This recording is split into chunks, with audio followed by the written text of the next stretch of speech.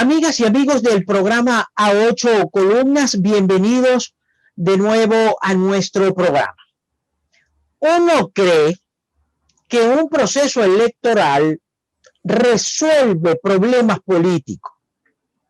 Y en líneas generales, yo sigo creyendo a esta edad de mi vida que sí, pero no es ninguna papayita analizar los efectos, las consecuencias que trae para la política, para la dinámica política de un país, un proceso electoral.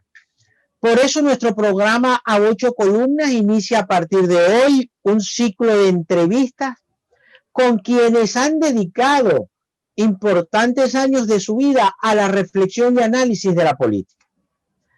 A uno le cuesta entenderla, pero gracias a Dios hay otras personas mucho más inteligentes que uno que la comprenden con mucha más facilidad. Por eso hemos pedido el auxilio de esta criatura de Dios llamada Ana Milagros Parra, que nos ayudará a comprender y ella nos explicará cuáles son los escenarios políticos que se abren en Venezuela después de esta elección parlamentaria celebrada a lo Jalisco por el gobierno y muy seleccionado los partidos políticos que supuestamente adversan al gobierno. Para la presentación de nuestra invitada en la entrevista de hoy, dejo con ustedes al periodista Rafael Ángel Andrés Galicia. Amigas y amigos del programa 8 Columnas, bienvenidos a una nueva edición de nuestro espacio a través de nuestro canal de YouTube Rafael Galicia TV, que como siempre les digo, los invito a suscribirse, darle like y compartirlo. Estamos en televisión convencional a través de las pantallas de Telecolor para toda Maracaibo y para todo el estado Zulia. Les recuerdo que lo mejor de esta entrevista en el programa A8 Columnas lo va a poder ver y lo va a poder leer a través del Servicio de Información Venezuela, sivenezuela.net, la página web del diario ¿Qué pasa? quepasa.com.be, la página web del diario La Verdad, laverdad.com, la página web del diario Versión Final, versionfinal.com.be. Hoy con nosotros va a estar Ana Milagros Parra. Ella es politóloga y también columnista del diario Tal Cual. Vamos a analizar todo lo que dejó el 6 de diciembre en nuestro país y los escenarios de cara al 2021 y de cara a cómo está ahora la crisis política que vive nuestro país, porque sin duda el 6 de diciembre va a marcar un antes y un después en el conflicto político venezolano, pero dejemos que sea la especialista quien nos dé más luces sobre este asunto. Ana Milagros, muchas gracias por aceptar la invitación al programa A8 Columnas. Bienvenida a nuestro programa. Bueno, muchas gracias a ustedes por invitarme, la verdad muy agradecida y más porque son de la misma región, de Maracaibo como yo. Así que agradecida por la invitación. Bueno, Milagros, ¿y ahora qué?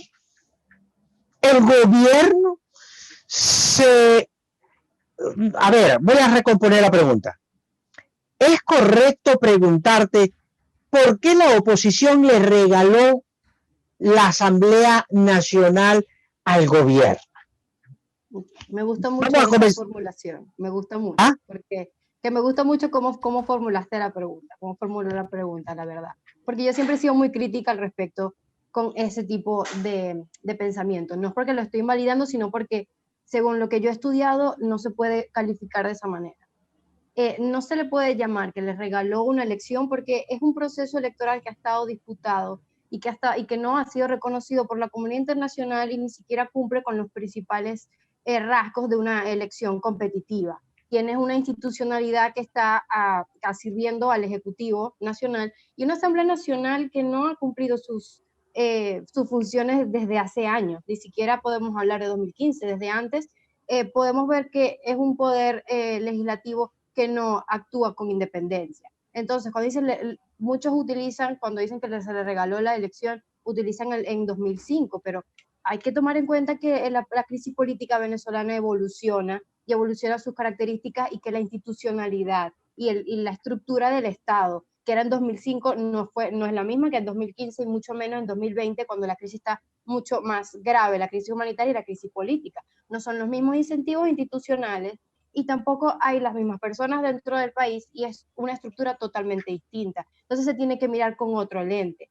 Para mí decir abstención es ok, te estás absteniendo a un proceso electoral en donde no tienes las garantías mínimas y que ya no funciona unas elecciones ahora en Venezuela bajo las condiciones actuales, y no lo estoy diciendo solo yo, lo dice la Unión Europea, lo dice Estados Unidos y lo dicen los observadores internacionales, que no cumplen con las mínimas condiciones para poder llamarse elecciones, porque no estás eligiendo, estás controlando todos los aspectos para que el resultado favorezca a quien las está celebrando. Entonces, ni siquiera había necesidad de hablar, no, hicieron fraude. Ahora no hay ni siquiera necesidad de hablar de fraude porque ya los resultados están garantizados. Entonces, hablar de abstención, en eso, hablar de abstención es que te estás absteniendo a un proceso donde no va a tener repercusión institucional. O sea, no podemos ver las elecciones como un mecanismo que se puede utilizar para generar cambios institucionales, porque ya la institucionalidad en Venezuela prácticamente es inexistente. Oye, quiere decir, adelante con el primer paso a la sala de redacción, porque lo vi venir. No, pase a la sala de redacción y doble pase a la sala de redacción, porque ha dicho ya no hay necesidad de hacer fraude. Ya los procesos electorales que convoca el gobierno están ya cuadrados, pues. Yo quiero que me amplíes esa declaración. ¿Cómo se materializa esto que estás afirmando, Ana Milagros? El gobierno ha aplicado varias estrategias para poder controlar cualquier aspecto del evento electoral, porque algo que sí ha hecho el gobierno es que aprende de sus errores, y ahora está aprendiendo del error de 2015, que ha sido como desprestigiar una oposición unida que al final terminó ganando una Asamblea Nacional y una mayoría, y que hasta el día de hoy le ha hecho mucho ruido y le ha costado bastante capital político. O sea, tenemos el liderazgo de Juan Guaidó, tenemos el reconocimiento internacional, y que es algo que le hizo daño al gobierno de Nicolás Maduro. Entonces aprendieron sus errores y dijeron, mira, un evento electoral en el que yo no controle todas las aristas va a ser un evento que me puede generar desestabilización tanto interna como externa. Entonces, aquí no me gusta utilizar muchos términos politológicos porque no es el punto, pero hay que saber cuál es la naturaleza de cómo es el nombre. En 2015 se podría hablar de que había espacios electorales. Ahora es totalmente hegemónico, donde controla cada parte de cualquier proceso institucional porque controla las instituciones. Entonces, se atacó a la oposición para dirla porque una oposición unida es una oposición fuerte. Entonces, empezó a dar incentivos a diferentes grupos de la oposición para que no estén unidos y no sigan una estrategia y que genere desconfianza. Eso pasó. Les dio incentivos, aumentó los escaños dentro de la Asamblea Nacional, y eso hablamos de pequeños espacios de poder, y las incentivos a los políticos, porque al final ser político es una profesión, y entonces tú le das un espacio de poder donde pueden ejercer algo y les repartes rentas, pero sin darle la oportunidad de que de verdad desafíen al poder. Entonces podemos ver con esos partidos minoritarios, con la iniciativa de la mesa, lo que dicen popularmente la mesita, en donde te dan ese espacio que no es exactamente el PSUV y no es exactamente el polo patriótico, son una oposición, pero que no se opone tanto. Entonces estás controlando cada aspecto, estás aparte, estás por medio del TCJ secuestrando directivas de partidos políticos opositores, donde hay personas que no son las legítimas para estar en el partido. Entonces utilizas esa fachada de pluralismo, pero al final no hay ninguna fuerza que pueda utilizar el Parlamento para desafiar la línea del gobierno. No hay una posición unida, entonces sabemos que todo el grupo de Juan Guaidó representó una amenaza, y lo que está haciendo con esta elección es tratar de quitarlo del juego político interno, porque ya empezaron, y eso fue un trabajo de hormiguita que hicieron este año. Al principio no empezaron con no dejarlos sesionar en el hemiciclo, empezaron con un juego de propaganda diciendo, mira, estos sí son elecciones, y decirles, ellos están boicoteando unas elecciones legítimas. Y así van controlando una narrativa internacionalmente, y controlan y dispersan grupos internos.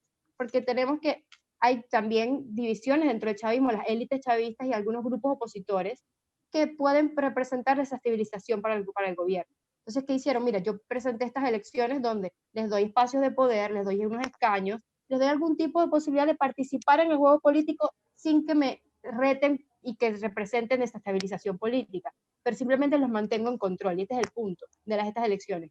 Las celebré a pesar de que hay que resaltar que no hubo mucha participación, y a pesar de que sabemos que el gobierno ha perdido apoyo popular, creo que esta participación fue bastante baja con respecto a cualquier otro proceso anterior. Fue muy baja de la base del chavismo, y eso es algo que hay que prestarle atención. Quizás ahora no es tan trascendental porque ya se hizo las elecciones y ya cumplieron el objetivo a corto plazo, pero sabemos que está perdiendo ese capital político que el chavismo ha tenido antes, entonces va a tener que evolucionar en otras cosas. Ana, viendo todo este escenario que tú muy bien describes y de cara al futuro, el país siempre va a tener una dinámica política de la realidad, más allá de la narrativa del poder y de quien adversa al poder. Está destruida la opción del voto como mecanismo para salir de los problemas y de las crisis políticas que vive nuestro país. Es decir, el voto ya no tiene ese poder que genere calma, que genere tranquilidad y que saque al país de esta crisis política. Mira, eso es interesante porque desestimar el voto es desestimar la cultura democrática que tienen los venezolanos, que siempre buscan alguna solución institucional por el voto en vez de una que sea más violenta o algo que no tenga que ver con elecciones, porque la verdad el venezolano tiene una cultura democrática que piensa que el voto puede tener una trascendencia. Entonces, no diría que en este contexto podemos llamar una elección, cualquier elección, y decir esto va a generar un cambio. Ahí tenemos dos opciones, o trabajar para que haya mínimas condiciones que se puedan llamar unas elecciones competitivas y justas para poder generar un cambio. Y si eso no está, si hay algún evento electoral, es saber que ese evento electoral se tiene que utilizar como excusa para movilizar a las personas y poder concentrarlos alrededor de ese evento electoral. Por ejemplo, el año que viene tenemos elecciones regionales. Entonces, sí, no es a participar o no participar en las elecciones, porque eso es una discusión muy dicotómica y hay que tener en cuenta cómo es la estructura estatal de Venezuela ahorita. No estamos hablando de un Estado que cumple sus funciones, no estamos hablando de un Estado que tiene una institucionalidad donde tú puedes actuar dentro de las instituciones para generar un cambio político, porque ya están controladas. Tienes que utilizar los eventos y utilizar el capital político de las personas como excusa o como catalizador del descontento. O sea, no puedo decir, mira, el voto no sirve y no va a servir más nunca, porque todo depende de las circunstancias. Pero ahora es saber que el voto, cuando se utiliza y todas las aristas están controladas por el gobierno de Nicolás Maduro o porque están controladas y están sirviendo al Ejecutivo, no va a tener trascendencia en el juego político, más allá de cosas específicas, de cambio de actores o cambio de una dinámica. Pero votar, por ejemplo, ahorita en las elecciones parlamentarias, uno dice, ok, el deber ser es que voté unas parlamentarias, tengo probablemente una mayoría y puedo ver, hay una discusión pluralista donde se pasen procesos, leyes y se aprueben presupuestos y todo ese tipo de cosas. Acá no va a haber una discusión, no se van a aprobar leyes porque no hay institucionalidad. Entonces, ¿cómo vas a pensar? Mira, si yo voto, va a haber un cambio como el deber ser cuando no estamos viviendo en el deber ser, está todo distorsionado. Entonces hay que saber cuál va a ser la estrategia que se puede utilizar. Entonces, si vemos el año que viene, ok, la gente va a volver a hablar de elecciones, va a decir hay que participar porque le estamos dando espacios al gobierno. Te compro la narrativa, pero ¿cuál es la estrategia que vas a utilizar para poder ir más allá? O sea, tienes que utilizar la institucionalidad como complemento a tu estrategia. No pensar que tienes que ir solo por la institucionalidad porque ya no la hay. ¿Y cuál crees tú que debe ser la narrativa que debe usar la oposición de cara ya al 2021? Si bien es cierto, se nota en el discurso de Juan Guaidó que está totalmente descartada la ruta electoral, digamos Juan Guaidó y el G4, que son la oposición que mueve masas en el país. ¿Cuál crees tú que debe ser su estrategia para el 2021? Porque sabemos que tocan por constitución y el gobierno, sabiendo que la oposición de mayoritaria no quiere participar, va a convocar la elección regional y las elecciones municipales. ¿Cuáles crees tú que deben ser los cambios que tiene que dar la oposición de cara al 2021? Yo siempre he dicho que cuando uno habla a largo plazo o mediano plazo en Venezuela es un poco irresponsable porque uno nunca sabe lo que puede pasar, ¿no? Entonces, primero hay que ver cómo va a ser la dinámica internacional a la cara de 2021.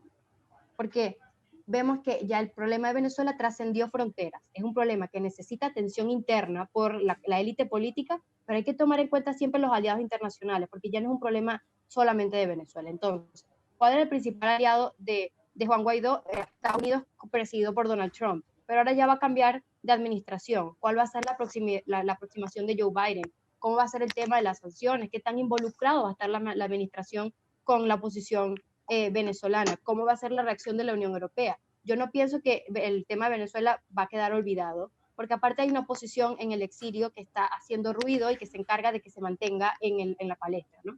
Pero hay que ver cuál va a ser esa dinámica antes de poder decir, mira, esto es lo que tiene que hacer la oposición. Pero hablando internamente, algo que siempre he dicho es que la oposición debe tratar de conectar con las personas. Porque, ¿qué hace eso los partidos políticos? ¿Qué es la élite política? Es el canal para poder representar las demandas de la población y convertirlo en capital político y presionar con cual sea el objetivo. Y hay una desconexión entre la élite política y las personas en este momento. Entonces, primero, antes de decir cuál va a ser la estrategia, es cómo vas a conectar con las personas.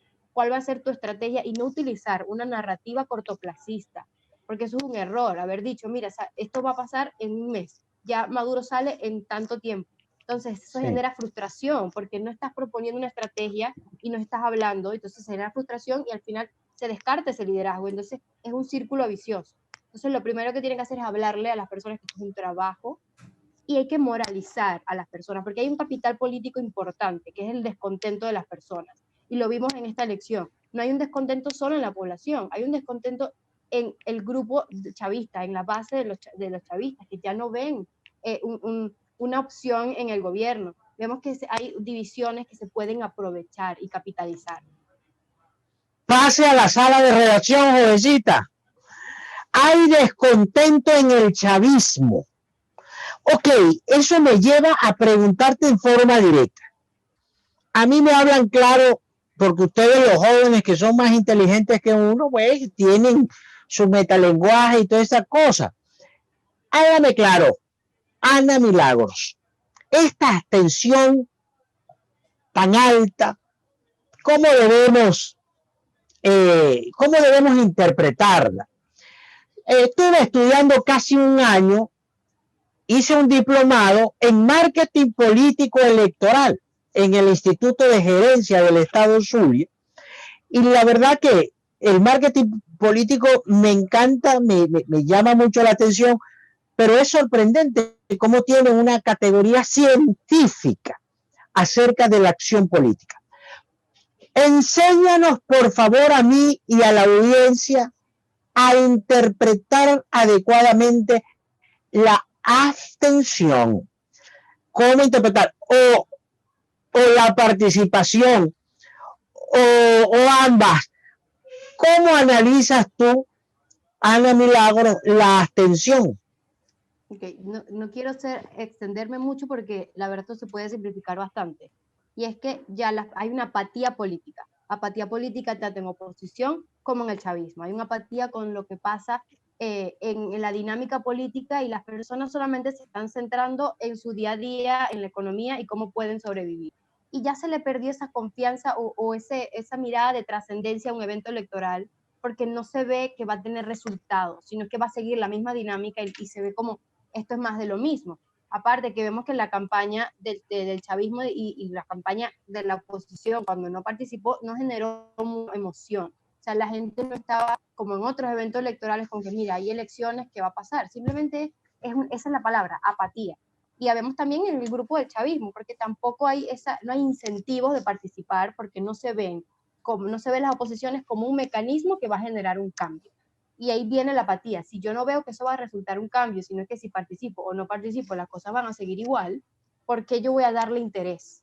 Y ese es el punto. No hay interés en la dinámica política porque hay un estancamiento estratégico, tanto de oposición, y hay un seguimiento de agenda que ya es cotidiano para las personas por parte del chavismo. Entonces yo resumiría tu pregunta en hay apatía política por desconfianza a cualquier mecanismo electoral que hay. Pero desconfianza al mecanismo electoral o, digamos, preocupación por la situación. A nosotros se nos va la vida, la semana se nos va cuando he hecho gasolina, la luz, hay que levantarse con el chupacabra, jalar agua, el agua, los servicios, todo ese caos, Ana Milagros. Y quiero que me precises eso. Y además, mira, chica, yo voy al baño y mi subconsciente tararea las canciones y los jingles de esta campaña. Lo juro por lo más sagrado que todas las cuñas, todos los jingles del gobierno de esta campaña fueron de una manera espectacular. Los tararea mi subconsciente todavía. Te pregunto, ¿cómo esa eficiente estrategia no resultó ni tampoco animó ni siquiera a los propios chavistas para ir a votar? Porque esa abstención tiene, ahí hay una cuota parte de chavistas que tampoco fueron a votar. Okay. Te escuchamos. Okay. Primero hablaste de los servicios públicos, hablar de los servicios públicos. No, eso, sí, que hay apatía de la gente, ¿por qué? Porque o sea, dijiste eso, como que la gente está pendiente de su día a día, y es algo que ya mencioné, su día a día, y ¿para qué voy a ir a votar si no veo ningún tipo de cambio? Pero esa misma apatía o esa misma preocupación de su día a día, hay insatisfacción que se puede capitalizar políticamente por medio de la oposición, porque es una insatisfacción que se sabe que está dirigida a quienes están controlando el país, que es el gobierno. Eso no se capitalizó, no se hizo campaña, sino que se llamó a no participar, y la alternativa que le dieron no generó una emoción. Igual, ahora estoy diciendo esto justo en el momento en que se está haciendo la consulta popular, así que habría que esperar cuáles son esos números de la participación, claro. Pero en términos generales no hay una emoción de participación. Y también, con respecto a elecciones, no todo es la propaganda, pero sabemos que el chavismo son maestros en la propaganda, son maestros en poder comunicar narrativamente y en de verdad vender algo que no es lo que está pasando. Y toda la gente, y con las estimaciones siempre fueron, no va a haber mucha participación, y no hubo mucha participación, y incluso muchos chavistas o la base chavista, si vemos los resultados, si confiamos en los resultados oficiales, decidieron votar primero por esa oposición que el gobierno puso en la Asamblea Nacional antes que chavistas como dentro del pueblo patriótico. O sea, hubo una participación mucho mayor ahí. Entonces vemos que hay una canalización y que se percibe de manera negativa al chavismo a pesar de la propaganda, y es porque no hay incentivos económicos.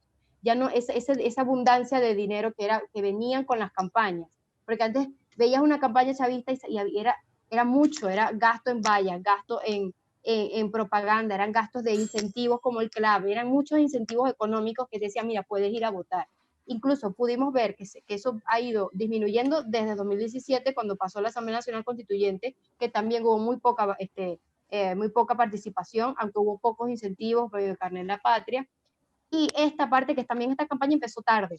Sabimos que la campaña como que empezó fuerte después de las elecciones de Estados Unidos, porque eso fue un hito internacional para saber cómo ellos iban a actuar en la dinámica interna dependiendo de lo que iba a pasar en Estados Unidos. Empezó tarde. Y también es que, a pesar de la participación o no, que es un síntoma grave, porque ya el chavismo está perdiendo esa base y ese control dentro del país, este tipo de gobiernos no necesita una base popular ya. No necesita unas elecciones con mucha participación para legitimarse, porque ya tiene el control. Entonces, sí tiene que tener esa propaganda, necesita un poco de participación, pero para cumplir sus objetivos no necesita el apoyo popular como lo pudo haber necesitado antes, porque ya el costo moral de ver al chavismo como es internacionalmente ya no es tan relevante, porque ya no hay nada que hacer para decir, mira, estas elecciones son legítimas, porque ya es sabido dentro de la comunidad internacional que no lo son. Entonces, eso no necesitan, es más, este mecanismo era más interno para poder disipar algunos grupos desestabilizadores para el chavismo que de vender legitimidad externa, porque ya es casi imposible vender legitimidad externa, a pesar que ya les va a servir porque ya está disipando institucionalmente al grupo de Juan Guaidó. Pero ahora vemos que el objetivo era disipar los grupos internos más allá de participación, porque como ya te dije, no hay necesidad de hacer fraude cuando ya los resultados están garantizados.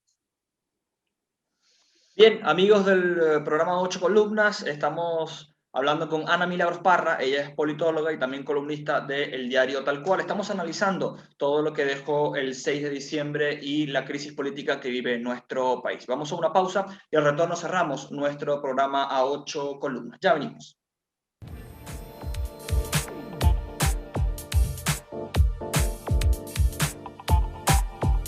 Ya regresamos con A 8 Columnas.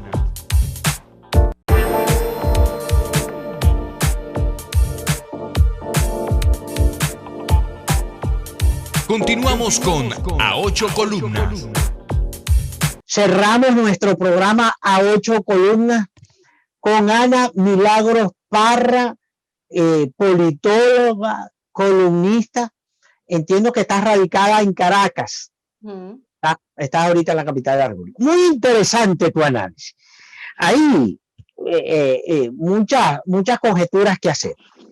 A ver, Milagro, ¿qué deberíamos? No podemos adivinar lo que pasará el 12 de diciembre, pero después del 12 de diciembre no es muy difícil predecir que la consulta que hará el señor Guaidó, él sí ganará, porque se va a preguntar sí o no, entonces él sí va a ganar, pero esa consulta, ¿qué impacto tendrá en los escenarios políticos del 2021?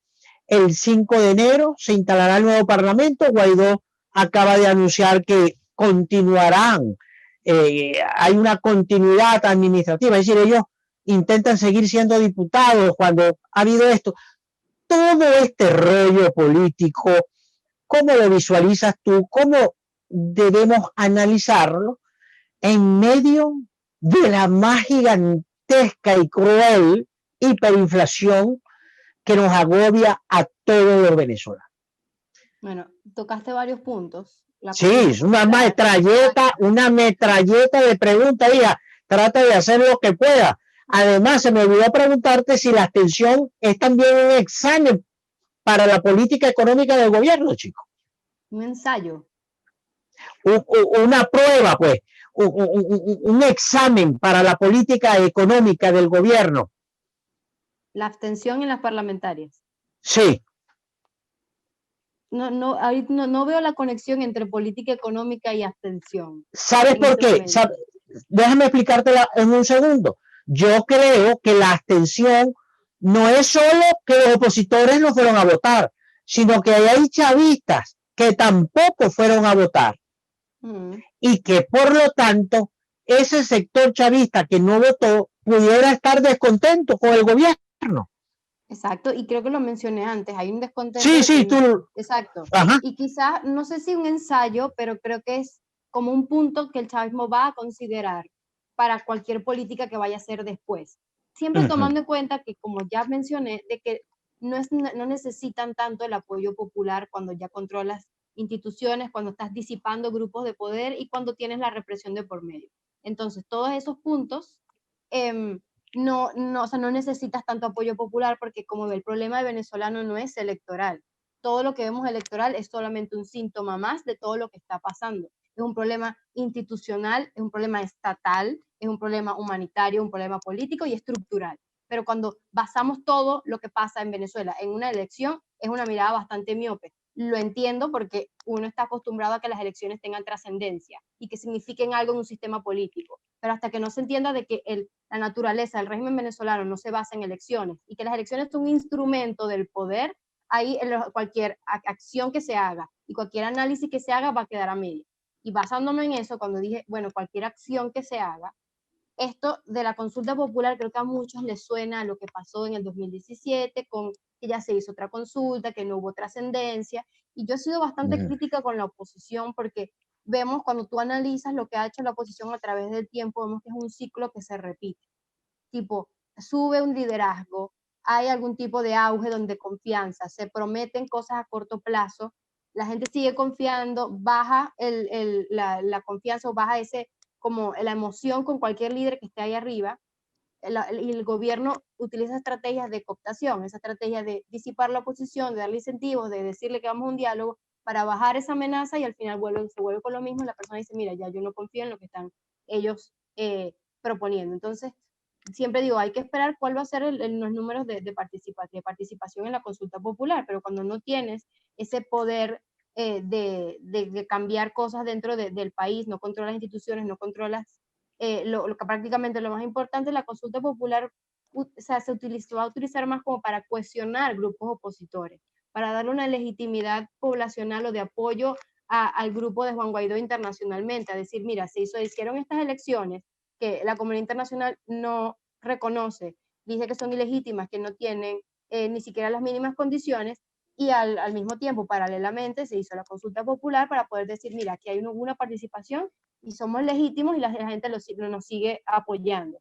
Siempre repito, hay que ver cuántas van a ser las personas que van a participar. Y creo que la propaganda o la manera en que se vendió no fue muy positiva. Siempre he criticado la comunicación política de la oposición, pero bueno, no vas a tener una comunicación política buena si no estás cohesionado y no tienes una estrategia. Entonces, obviamente, lo que vas a comunicar no va a ser coherente si internamente hay disputas y que internamente todavía no hay una línea estratégica de largo plazo. Pero eso ya son problemas de la oposición que tiene que resolver la oposición para poder dar una propuesta. Entonces, consulta popular vemos que es para cohesionar grupos internos principalmente y poder decirle a la comunidad internacional, mira, todavía tenemos apoyo y vamos a seguir porque al final no se celebraron elecciones justas y al final el interlocutor de oposición con los grupos, con el Estados Unidos principalmente, es Juan Guaidó. E incluso Estados Unidos tiene todo un marco legal donde se reconoce a Juan Guaidó, donde se reconoce la crisis de Venezuela. Entonces, no es que Joe Biden va a llegar y va a decir, ya yo no hago esto, sino es que es un proceso legal y hay que ver cómo va a hacer, qué va a hacer Joe Biden con respecto a la oposición venezolana, si va a seguir siendo Guaidó el interlocutor, que es lo más probable. Probablemente vemos nuevas caras internamente. Tenemos también algo que muchas personas están mencionando, es que ahora hay un interlocutor que también va de la mano con Voluntad Popular, quiere decir con Juan Guaidó, que es Leopoldo López, que está en España. Entonces hay un interlocutor muy importante que es en la Unión Europea. Entonces podemos ver, es una oportunidad para la oposición, porque hay un cambio de la dinámica internacional. Entonces sí, puedo ser muy crítica al respecto de que no se está haciendo mucho trabajo interno, de que ya sabemos que no hay muchos políticos adentro de verdad tratando de hacer algo internamente para conectar con las personas, cuál va a ser la estrategia, pero es una oportunidad de manera internacional y también en la parte doméstica, porque hay una nueva dinámica en el mundo, hay una nueva dinámica, están los interlocutores, hay una nueva administración que es el principal aliado de Venezuela, que es Estados Unidos. Entonces se puede plantear otra estrategia, podemos ver nuevas caras también. Y algo también es que si vemos el grupo de Juan Guaidó debilitado, posiblemente veamos nuevas caras internas. O sea, podemos hablar de un Capriles, podemos hablar de una María Corina, podemos hablar de nuevas caras que dicen, mira, ya esto no sirvió, yo te puedo dar otra alternativa. Que ya pasó con Capriles y con Stalin cuando trataron de hacer esa conexión con la Unión Europea y no funcionó. Y puedo decir que podamos ver esta dinámica que se repita en algún momento, porque si hay una oportunidad para la oposición, no solamente para el grupo de Juan Guaidó, es para cualquiera que busque hacerlo. También puede ser un problema porque está eso lo que hablan de la competencia de egos, pero al final eso es la política, o sea, el político busca el poder. Entonces no, o sea, si vemos por la manera más teórica, no lo puedo juzgar desde ese punto de vista. Si hablo como ciudadana, puedo ser que sí lo juzgue, pero si hablo como analista, digo, mira, el deber ser que el político busque el poder. La manera es que si no lo haces unido, no eres fuerte, y el gobierno sabe eso, una oposición unida es una oposición con posibilidad de desestabilizar, y por eso busca dividirlos en ese punto de vista. Pero yo hablaría de 2021 como una oportunidad para la oposición, sabiendo que la crisis económica y humanitaria de Venezuela va a seguir empeorando y el gobierno va a buscar tener más control sobre lo que está pasando. Entonces, como que tienes una oportunidad, pero no sé si así es el dicho que dicen las personas, pero el bus no te va a pasar todo el tiempo, en un momento va a dejar de pasar y va a volver a pasar en 2021, pero ¿hasta cuándo vas a esperar? Claro, y también aplicando la matemática simple, no sé cuál será tu impresión o tu análisis, para que la consulta popular sea considerada un éxito, deben sacar más votos o más participación que las parlamentarias, es decir, tienen que votar más de 5 millones de venezolanos en la consulta popular para que sirva como mecanismo y que sirva como un respaldo para el 2021. Sí, o sea, obviamente porque o sea, ellos van a buscar hacer un contraste. Tipo, un contraste, este evento electoral y yo hice la consulta y mira, tenemos más apoyo.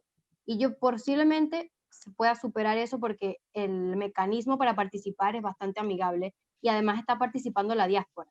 Entonces, puede ser que sí veamos más, pero ahorita no, como no quiero decir, mira, estos son los números que van a sacar porque estamos en el proceso. Siempre he dicho comentar y decir que lo que va a pasar cuando el proceso está pasando es como irresponsable. Ojalá tuviese una bolita de cristal y decir, mira, esto es lo que va a pasar. Y no quiero también, la gente dice, no, porque es politólogo, ¿sabe? Bueno, los politólogos no tenemos bolitas de cristal tampoco. Y siempre he dicho, mira, en política 2 más 2 no es 4. Ahorita yo te puedo decir, mira, 2 más 2 puede ser 4, pero en política puede ser un día y ser 6. Y por eso hay que ser bastante precavidos con lo que uno estima, y más cuando son cuestiones de números. Pero hablando de eso, sí, la participación debería ser más alta para poder contrastar y decir todavía hay apoyo al el grupo de Juan Guaidó y a la Asamblea Nacional Legítima. Claro, Pero decir que este programa se está grabando cuando inicia la consulta popular, por eso hablamos de números de forma bastante referencial, porque no sabemos evidentemente cómo va a terminar en participación la consulta popular. Ahora, Ana, también quisiera tocar otros temas de cara al 2021. El 2021 no es o no debería ser el año de la oposición para retomar la importancia en la agenda interna y dejar un poquito de lado, no olvidar la agenda internacional. ¿No sientes que se le ha dado, se ha sobreestimado el papel de la comunidad internacional? Tú bien decías que ya hay, digamos, un político de peso del exilio venezolano, que es Leopoldo López, ahora en Madrid, y ahora no es el momento de volver a retomar y priorizar, poner como punto número uno la agenda interna.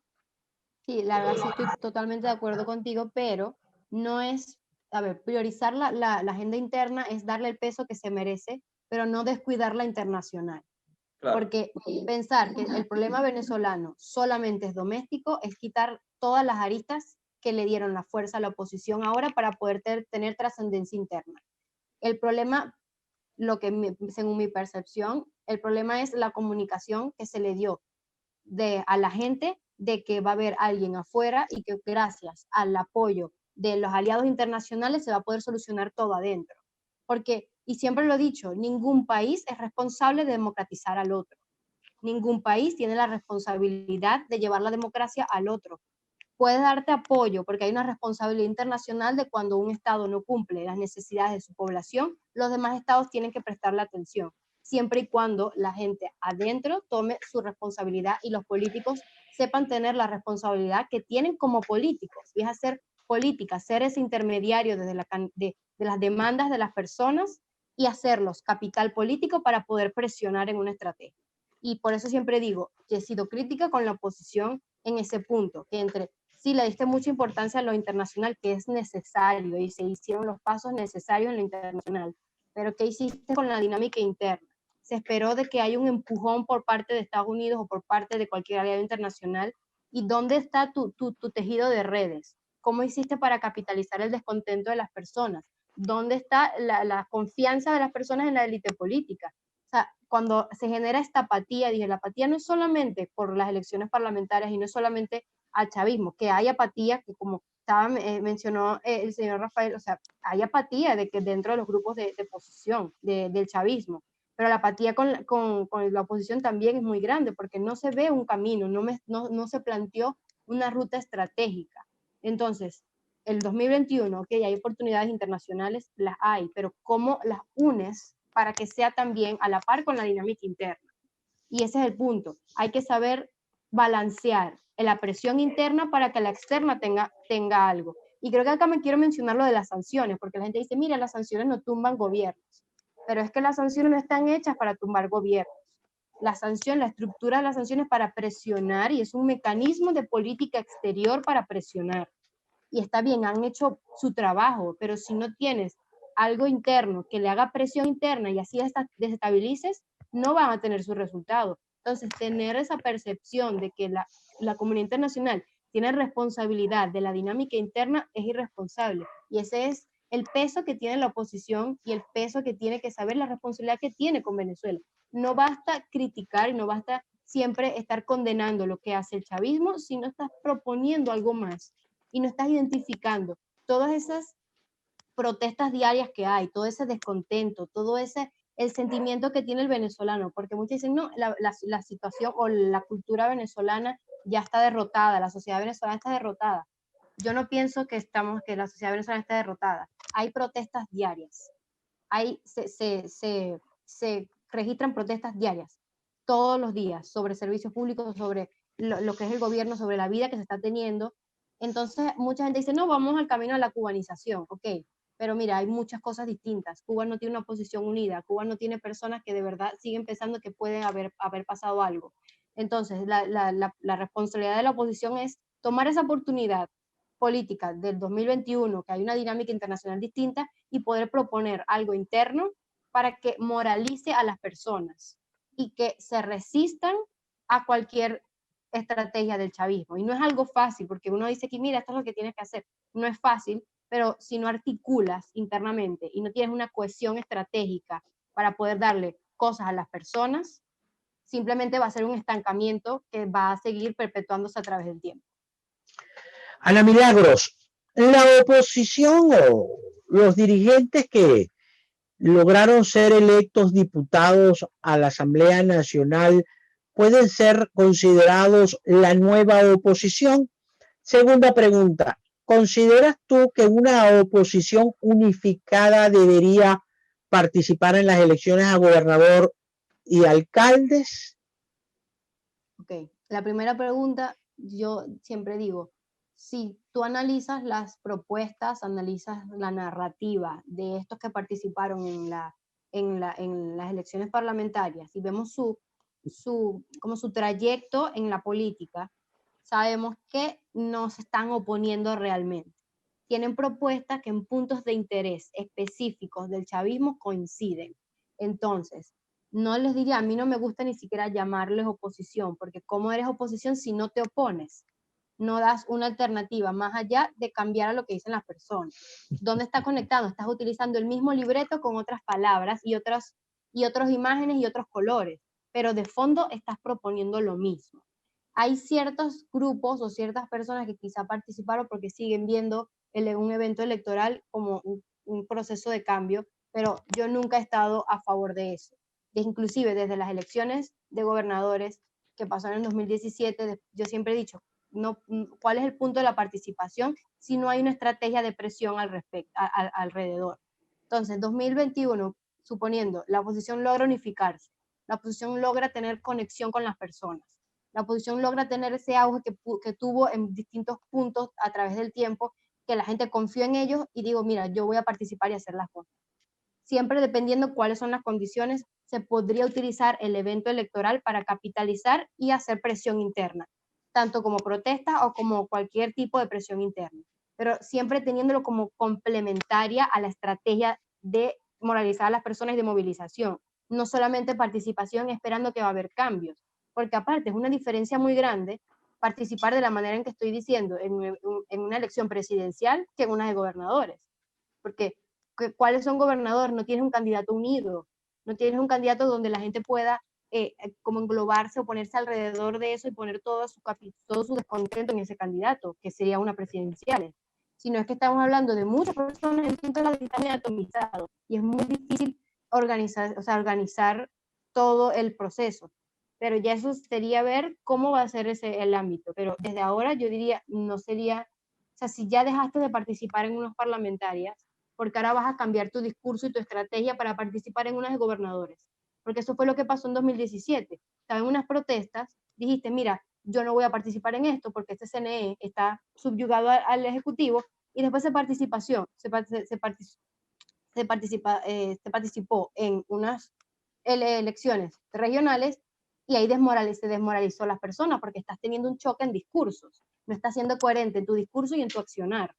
Entonces, ¿cuál es el punto de participar cuando ya tienes una comunidad internacional que no está reconociendo cualquier comicio electoral del gobierno? Entonces, ¿por qué vas a ir en contra de tus aliados internacionales? Como ya dije, toda la parte internacional tiene que ir también con lo interno, tienes que ser coherente entre las dos cosas. Pero también hay que ver, como ya dije, cuál va a ser la aproximación y la narrativa de la administración de Joe Biden, de la Unión Europea e incluso del Grupo de Lima si vuelve a tener trascendencia. Hay que ver si va a cambiar un poco la narrativa, que no creo, va a ser prácticamente seguir la línea con lo que está pasando ahora. Entonces, ¿por qué vas a participar si no vas a tener un cambio trascendental y vas a ir en contra de tu narrativa a través del tiempo? Vas a ser incoherente. Y si eres incoherente internamente, las personas no van a entender y vas a volver a tener errores de comunicación política, y externamente la oposición tiene una responsabilidad de comunicar lo que está pasando para contrastar la narrativa del chavismo. Entonces, si eres incoherente con un aparato de propaganda como es el chavismo, que puede estar muy debilitado, pero tienen práctica en saber controlar una narrativa, vas a ser incoherente y vas a debilitarte, porque quien controla la narrativa va a controlar muchísimo cómo se percibe el problema venezolano y cómo es la dinámica internacional a pesar de todo. La narrativa es muy importante en política y la oposición hasta ahora no la ha sabido manejar. Y si eres incoherente, cuando actuando, obviamente tu narrativa va a tener sentido. Por todos los santos del cielo, por los clavos de Cristo y las sandalias de Moisés, ¿qué debe hacer la oposición entonces? Finalmente, la oposición parece en 3 y 2. Bueno, o sea, ahora yo no estoy, ojalá fuese yo la que diga lo que va a hacer la oposición, aquí estoy viendo los escenarios y ver las oportunidades que puede hacer la oposición con lo que tienen, porque tampoco estoy dentro de su estructura para decirle, mira, este es el que se tiene que poner ahí, este es el que tiene que hablar. Pero resumiendo todo es como que, mira, conecta con las personas, identifica cuál es tu capital político, porque ahí lo tienes. Cambia la narrativa, ves cómo tratas de canalizar las demandas de las personas para poder convertirlo en capital político y generar presión, siempre y cuando sabiendo que lo interno con lo externo, la estrategia internacional tiene que ir de la mano con la interna para que las dos presiones puedan concatenarse y hacer la presión desestabilizadora. Porque aquí el que piense, o sea, el chavismo no es un grupo ahora totalmente cohesionado y que simplemente están ahí y están fuertes. Sí, siguen el poder, no hay que desestimarlos, porque esto es un error que se desestima. Siempre dicen, no, porque tienen miedo. Mira, no tienen miedo, pero han sabido sobrevivir porque ellos saben que cohesionados y juntos son fuertes. Y ese es el punto. Si tú desestabilizas desde fuera y tienes estabilización interna, es más probable que haya un quiebre. De la coalición dominante.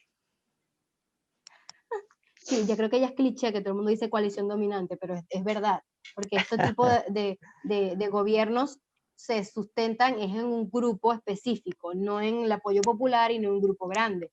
Entonces, cuando tú les das distintos incentivos para que quieran salir del grupo de poder, porque es más beneficioso trabajar por fuera que por dentro, mientras estás presionando económicamente, internacionalmente, internamente, es más probable que haya un quiebre.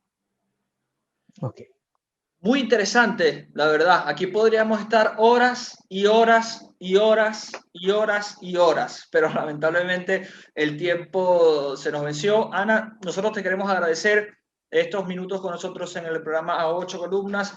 Creo que el objetivo del programa se cumplió, que era darnos luces y algunas explicaciones de lo que ya vivimos el 6 de diciembre y de lo que podría venir, de algunos escenarios. Tú lo dijiste muy bien, los politólogos no tienen una bola de cristal y van a decir, bueno, va a pasar esto, sino simplemente se basan con los hechos en posibles escenarios y tú muy bien los has explicado lo que viene para Venezuela en el corto y en el mediano plazo. Así que muchas gracias por estos minutos con nosotros en el programa. Gracias a ustedes por invitarme. Bien, amigas, amigos de A 8 Columnas, escucharon a Ana Milagros Parra. Ella es politóloga y también columnista del diario Tal Cual. Si llegaron a esta parte final del programa, les agradezco, les reitero la invitación a suscribirse, darle like y compartir nuestro canal de YouTube Rafael Galicia TV, donde va a poder ver este programa y todos los del nuevo ciclo de A 8 Columnas. Les recuerdo también que lo mejor de este programa lo va a poder ver y leer a través del Servicio de Información Venezuela, sivenezuela.net, la página web del diario Que Pasa, quepasa.com.be, la página web del diario La Verdad, laverdad.com, la página web del diario Versión Final, versionfinal.com.be, con todos los pasos a la sala de redacción que dejó Ana Milagros Parra en el programa A 8 Columnas. Y les recuerdo, amigos, ¿dónde está la noticia? Está Galicia. Más vale creer en Dios que en hombres poderosos. El Señor bendiga sin límites al pueblo zuliano. Amén. Amén.